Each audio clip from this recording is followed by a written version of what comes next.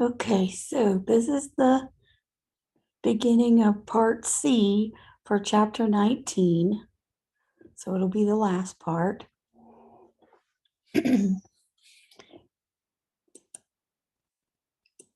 So this would be another video that you need to look at under the AMP revealed, anatomy and physiology revealed, because it goes through the cardiac cycle, the electrical conduction system. Now, the muscle events are the cardiac cycle. Your textbook divides it into 6 pieces, although it only gives you 4 numbers. It divides 1 into 3 parts. We're going to divide it into 3 parts so that it matches the electrocardiogram 3 pieces. And then we'll link it to this diagram here.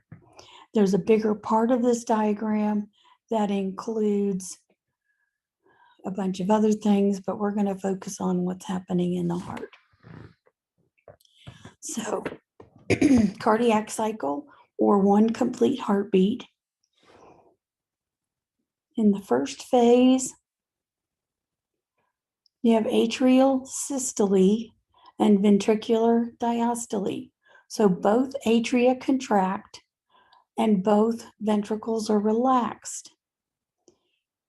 This creates forces, systolic pressure and diastolic pressure, that's going to move blood from both the atria down into the ventricles. This is going to be attributed to the activity of the sinoatrial node, because it's going to depolarize and cause the P wave.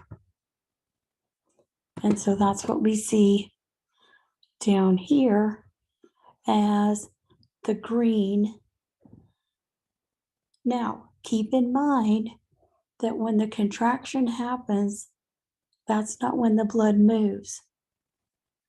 It moves after the pressure has been generated. This is followed by the second part of the cycle.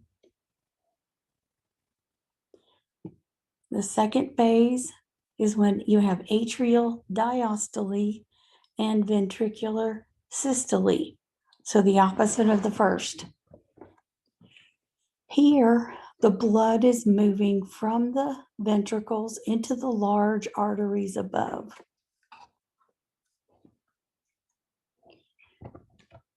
This is due to the depolarization of the atrioventricular node, the impulse traveling down the atrioventricular bundle to the bundle branches, to the Purkinje fibers, and eventually to the myocardium. So this time we're looking at the yellow and the orange. Notice it says isovolumetric contraction, the same volume during systole.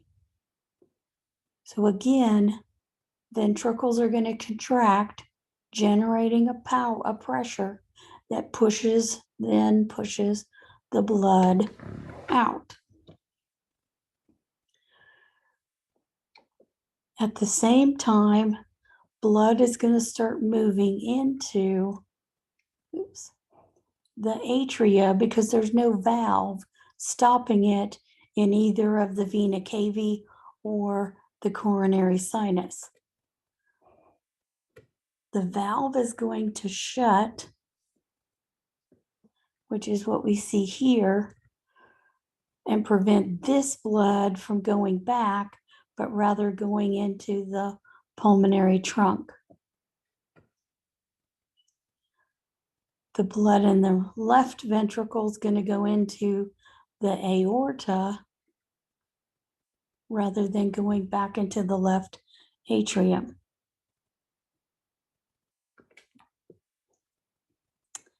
The third phase is simultaneous ventricular and atrial diastole.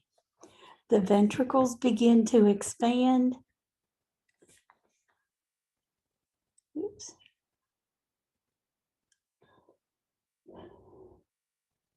The blood stays in the pulmonary trunk and the aorta. The valves, the atrioventricular valves are going to open after the pressure drops, showing it to fill up. So this is the purple and the blue, triggered by the repolarization of the ventricles, which we record as the T wave.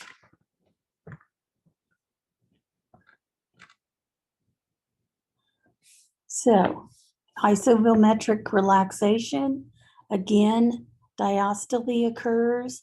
That generates a force that then moves the blood. And then we start all over again. So muscle-wise, it goes systole, diastole, diastole, systole, diastole, diastole for the atria.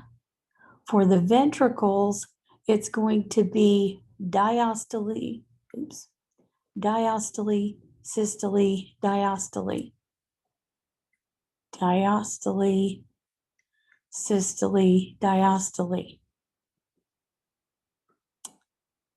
Electrically, it goes in the first phase, you have depolarization,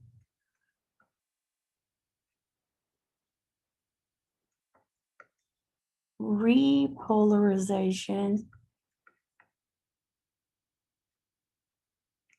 and then it has to go back to the polarized state. Polarized, which is the resting membrane potential.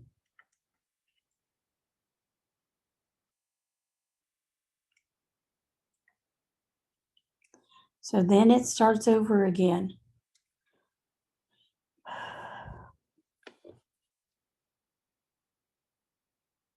Here you see the full diagram showing down here the heart sounds made during the cardiac cycle, the electrocardiogram with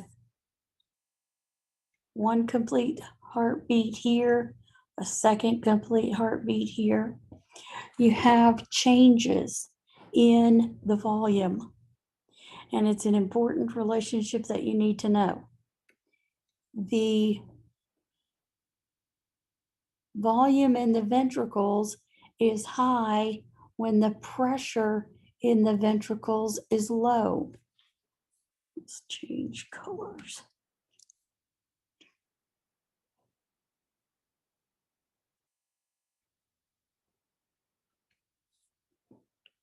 So the pressure in the ventricles is low when the volume is high.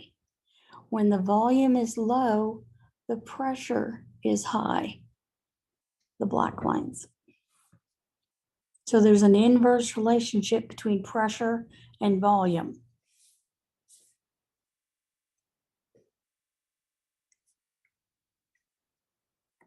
High, pressure is going to go with low volume. Low pressure goes with high volume.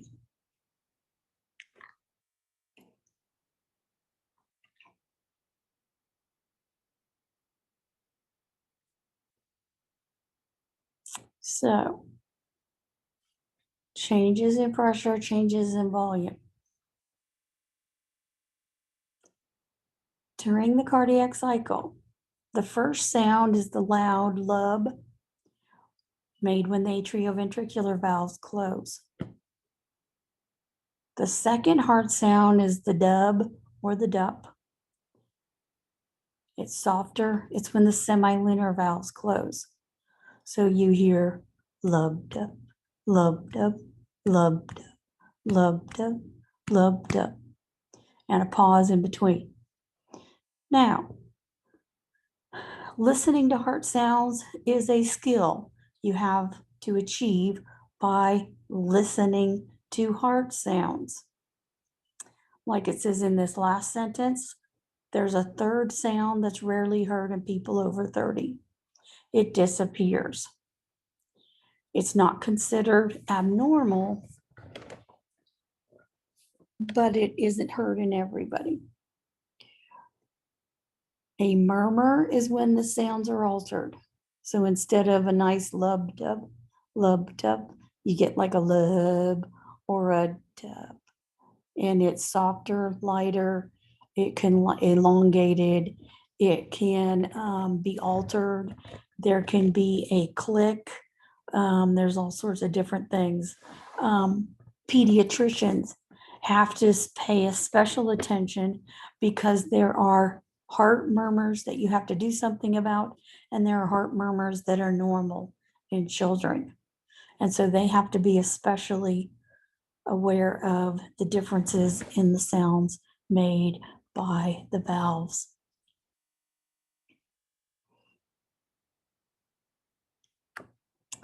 Okay, so normal heart rate or number of cardiac cycles per minute in an adult is anywhere from 60 to 100 beats per minute.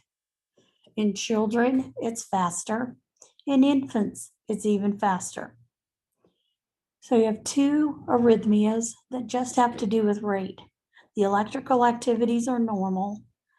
Tachycardia is when you have a rapid heartbeat, meaning it's over 100 beats per minute. The tachycardia, they say that they're being tachy, heart racing. Now, this could be because you just ran up a flight of stairs. Somebody tried to just run you over with your car. So it could be normal. But we're talking about resting heart rate. It shouldn't be over 100 beats per minute.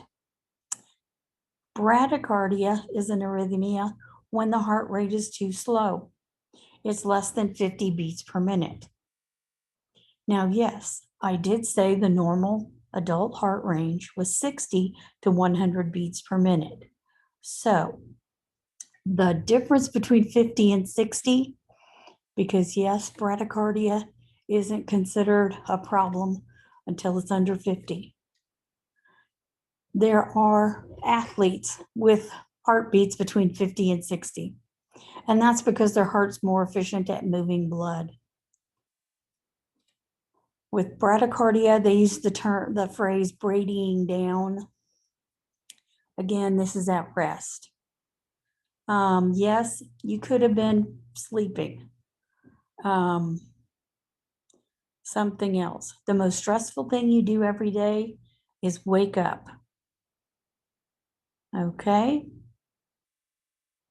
So, bradycardia, there are medications, but you have to take the heart rate before you give it to the patient, because if their heart rate is already below 60, you don't give it to them because they don't need it. Same thing with certain blood pressure medications. You have to take the blood pressure before you give the medication, because if it's already low, it doesn't need to get any lower.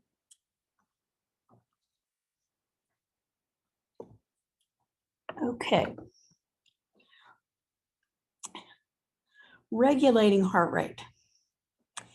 Again, heart rate, typical heart rate is myogenic. The cardiac muscle tissue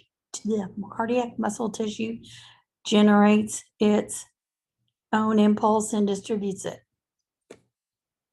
So you have the cardiac center in the medulla oblongata that receives impulses from baroreceptors in the large arteries about blood pressure.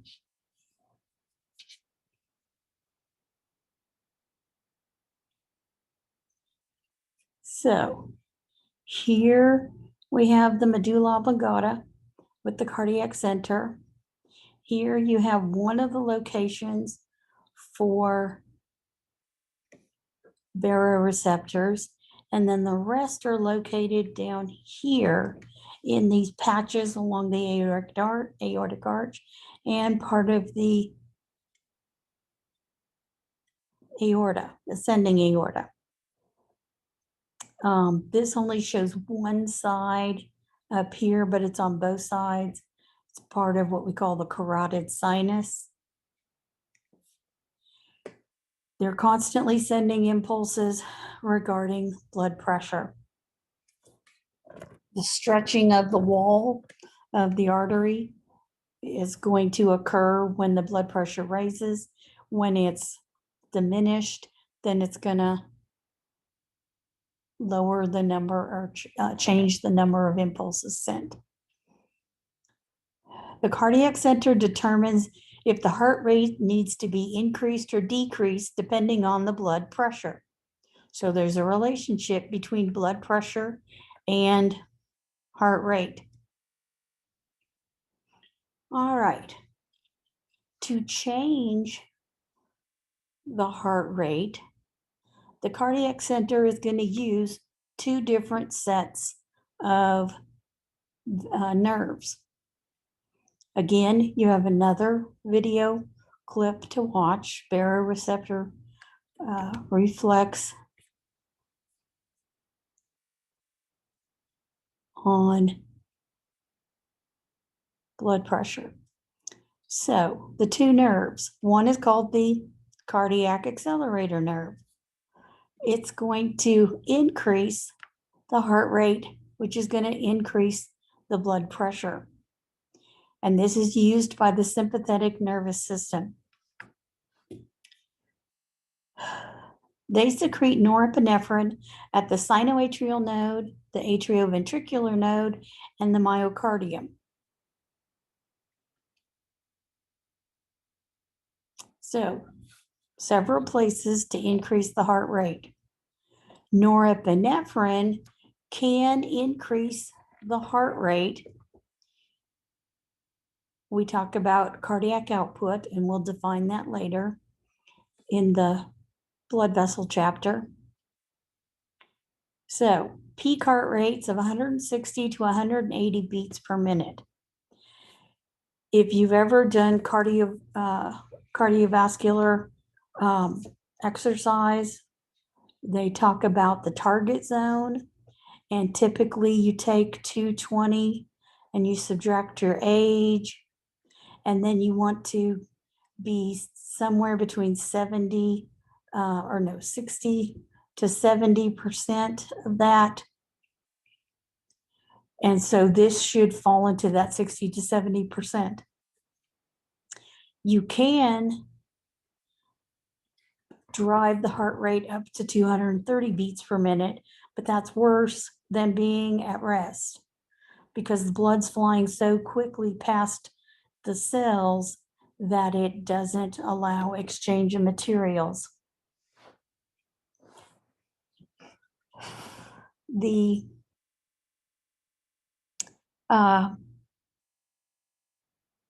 cardiac accelerator nerve then is going to elevate the blood pressure elevate the heart rate when the blood pressure gets too low. So if there's a drop in blood pressure, this nerve is going to be activated. The parasympathetic division is going to have the opposite effect. It's going to use the vagus nerve, cranial pair number 10, to inhibit impulses to slow down the heart rate and lower the blood pressure. This is going to synapse with the two nodes, sinoatrial and atrioventricular nodes. They are going to secrete acetylcholine. a different neurotransmitter. The vagus nerve can open up and acetylcholine is going to open up the potassium channels to hyperpolarize the tissue so that there are fewer impulses conducted. The vagal tone keeps the heart rate down in that 70 to 80, which is about the middle of that 60 to 100 beats per minute. Now, keep in mind, if you remember, the cranial nerves, the vagus nerve affects a lot of different things, all of different parts of the body. So if the vagus nerve gets activated, it can inadvertently cause a drop in heart rate, which is going to drop the blood pressure. So that's where straining with bowel movements after surgery is not something that they want to happen. It can inadvertently cause a drop in blood pressure and heart rate. Emptying the urinary bladder too quickly. So when you put a catheter in someone, you shouldn't take out more than 1,000 milliliters at a time, because that decompression can cause a sudden drop in heart rate and blood pressure. There's trauma that can also cause this and activate the vagus nerve in other parts of the body. But those are two common ways that this can inadvertently be activated.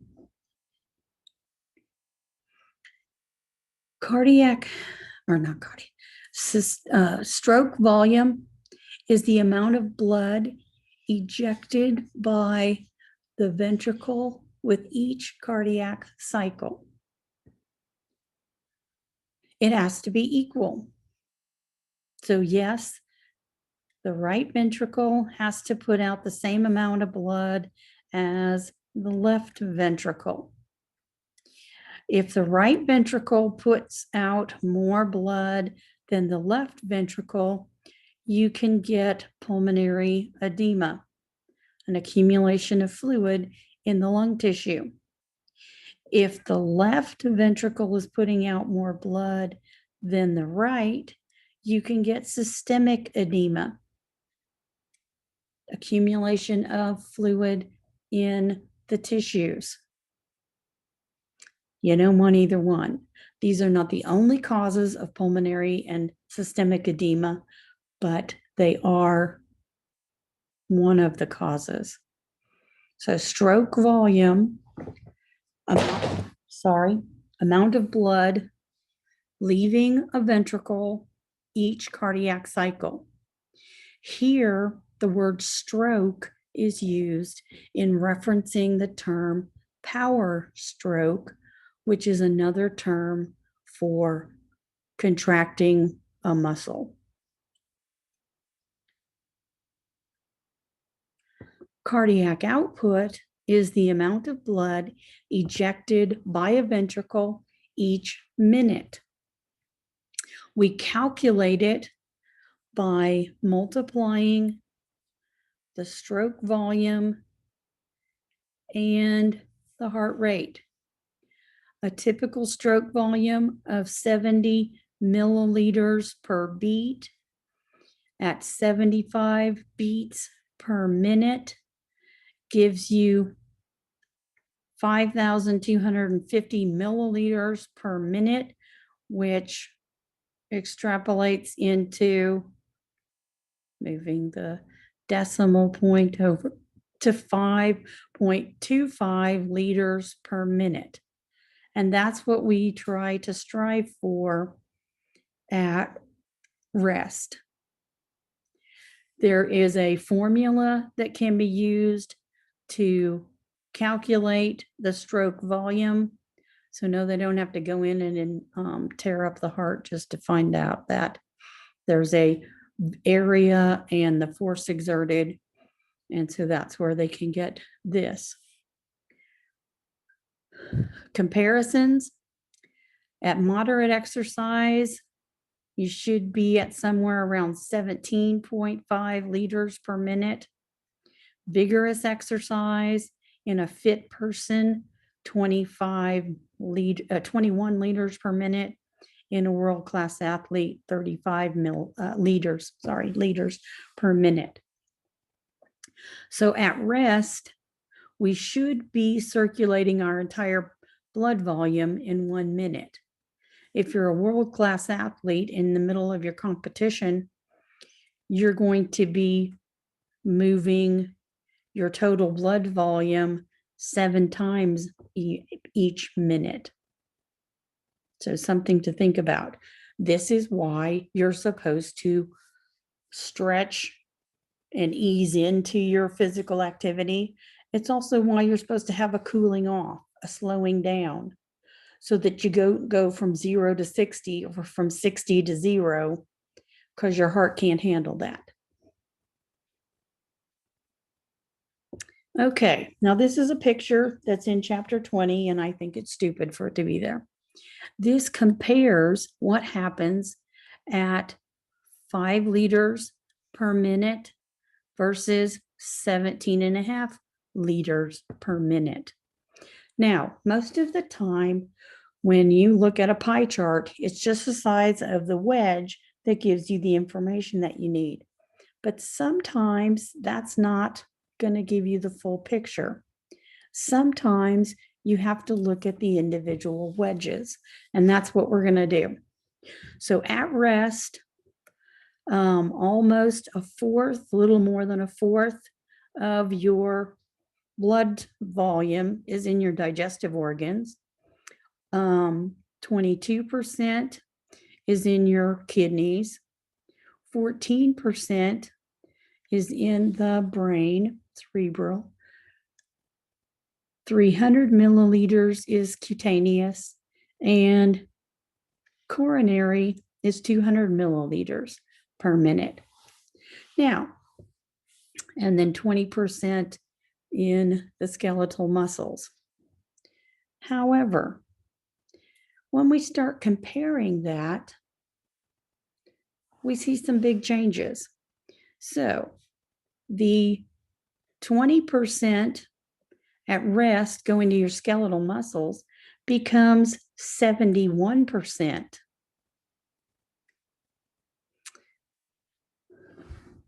At rest, 27%, which is 1,350 milliliters per minute, drops down to 3.4%, but that's 600 milliliters per minute. Okay, the big changes that you need to note. In the cerebrum, at stress or moderate exercise, 750 milliliters per minute is 4.3%.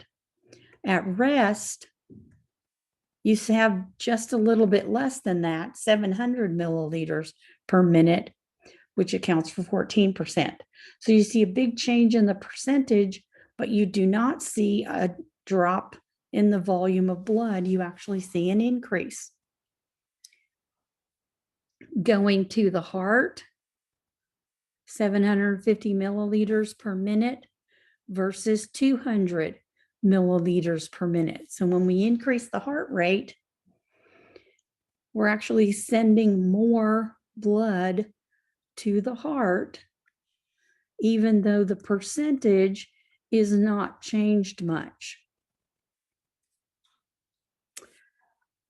The big difference, 6% at rest for the skin versus 10.9%. Okay, yeah, that's an increase. But if you look at the actual numbers, 300 milliliters per minute at rest versus 1,900 milliliters per minute. It's over 6 times as much blood going to the skin.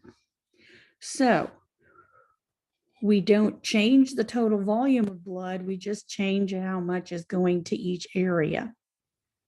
So during times of stress, most of your blood is going to your skeletal muscles and your skin. It's going to your skin so you can cool off. During times of rest, it's going to be distributed between digestive and renal and some to your skeletal muscles.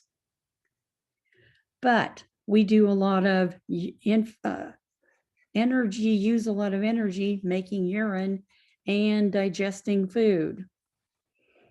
So resting, digesting, parasympathetic, stress, your skeletal muscles, and your skin. Okay. So increasing cardiac output, you use a sympathetic nervous system, epinephrine and norepinephrine. So if you add those to the body, they're going to do the same thing to the heart.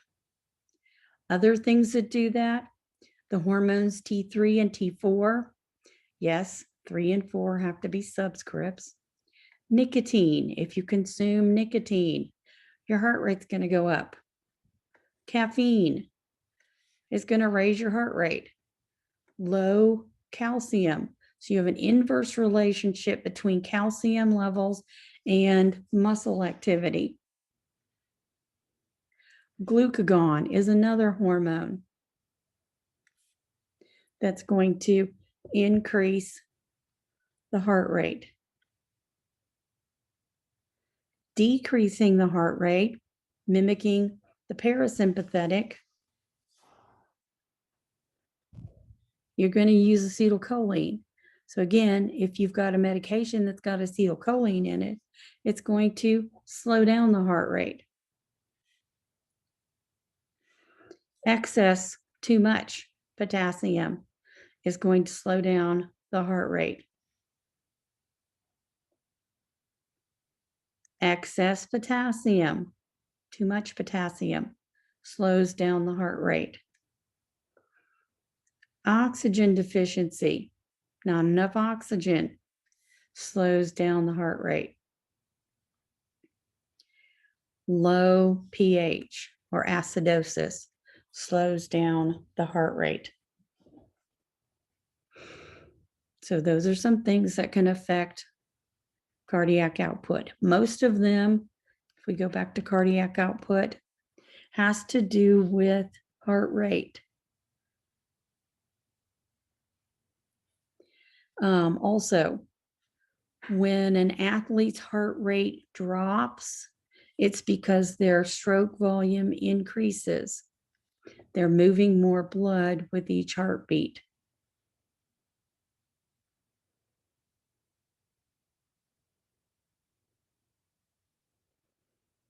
Okay. Now, you also have a little table that affect, other factors that affect heart rate. So in that table, you have in one box, you have body temperature, respiratory rate, and blood pressure. If they go down, heart rate goes down. If they go up, heart rate goes up. So there's a direct relationship